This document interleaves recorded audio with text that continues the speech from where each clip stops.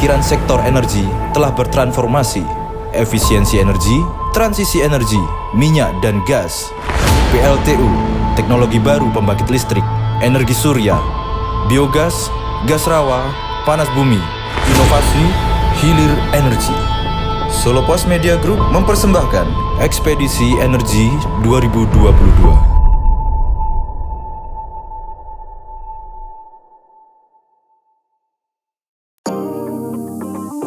Selamat pagi, ketemu lagi dengan tim Barat Ekspedisi Energi 2022, Solo Pos Media Group. Pagi ini kita sudah berada di dataran tinggi Dieng, Banjarnegara. Di balik pesona kecantikan alam Dieng, ternyata tersimpan potensi energi hijau yaitu energi panas bumi yang begitu besar di sini.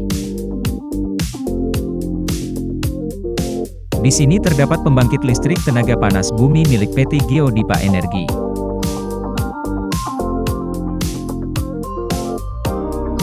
Untuk tahu lebih dalam apa itu energi panas bumi, aman atau tidak bagi masyarakat sekitar pembangkit listrik tenaga panas bumi?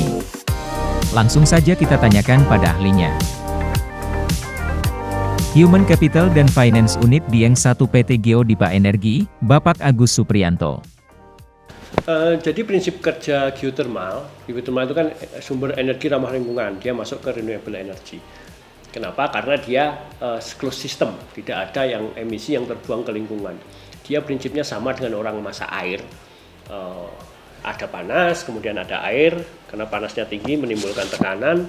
Nah, tekanan itu yang dipakai untuk muter turbin. Cuma dalam hal ini geothermal itu semua itu sudah diberikan oleh Tuhan. Airnya ada di bawah permukaan bumi, sekitar 1.500 sampai 3.000 meter di bawah permukaan. Apinya itu dari magma, nah itu menimbulkan tekanan di ruang di bawah bumi sana. Kemudian dari reservoir itulah kita bor, kita ambil tekanannya ke permukaan, kemudian disalurkan untuk muter turbin. Jadi geothermal ini pertama ramah lingkungan, yang kedua dia untuk lahan clearance-nya itu kecil. Dia cuma butuh satu petak untuk meletakkan kepala sumur. Dan pengeboran di geothermal kan bisa direksional. Jadi kalau misalkan di bawah ada beberapa reservoir, kita katakanlah butuh 3 sumur misalkan, bisa dari satu tempat yang sama dibor, kemudian belok dia di dalam bumi mengakses ke reservoir yang berbeda. Jadi kita kebutuhan lahannya kecil, kita tidak ada emisi, tidak ada yang dibuang di lingkungan. Air hasil kondensasi pendinginan uap yang sudah dipakai untuk turbin pun kita suntikkan lagi ke perut bumi untuk menjaga agar kapasitas air di dalam sana nggak berubah. Karena kalau kapasitas mengecil, otomatis tekanannya akan berkurang dan kita produksinya juga akan turun. Nah, itu harus dijaga, siklus itu tetap stabil selamanya. Makanya itu menjadi energi yang terbarukan. Untuk kontribusi geothermal sendiri, pertama kontribusi secara umum adalah memang untuk kebutuhan energi nasional.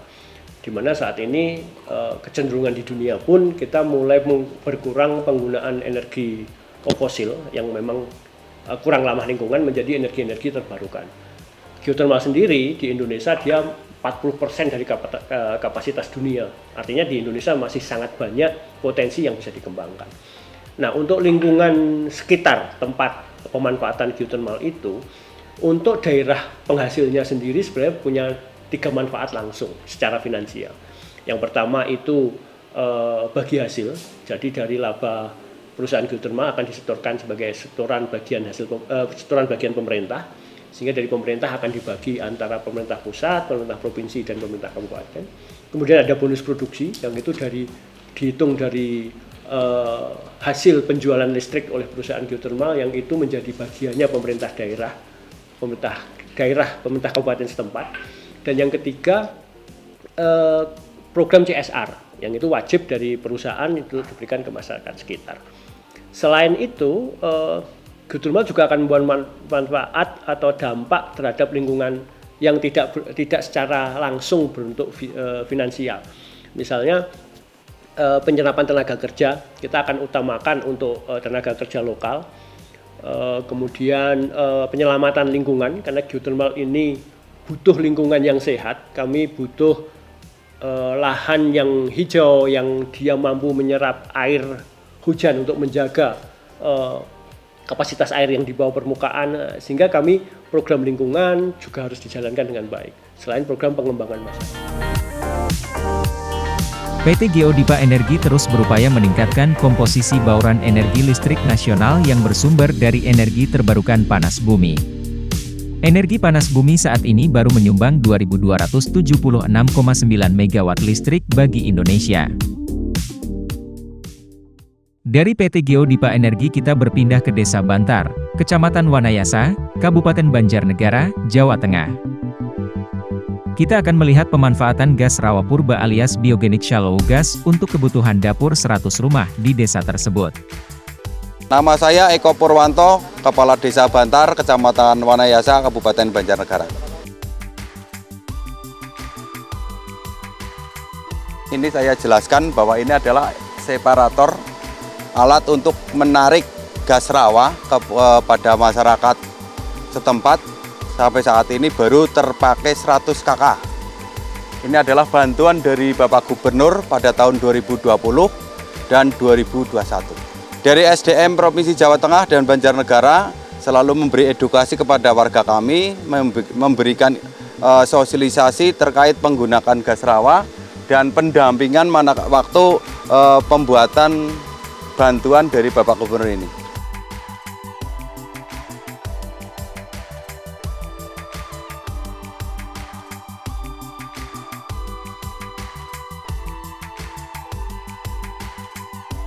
Gas rawa yang ada di Desa Bantar, Kecamatan Wanayasa, Kabupaten Banjarnegara ini telah digunakan sejak tahun 2020 dan 2021 dan dulu diresmikan oleh beliau Bapak Gubernur Ganjar Pranowo.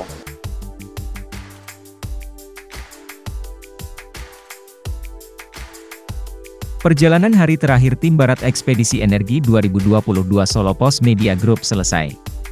Semoga perjalanan kami bisa menambah wawasan sahabat Indonesia tentang penyediaan energi berkualitas yang ramah lingkungan. Kami yang bertugas mohon undur diri. Semoga bertemu di ekspedisi energi berikutnya. Sampai jumpa.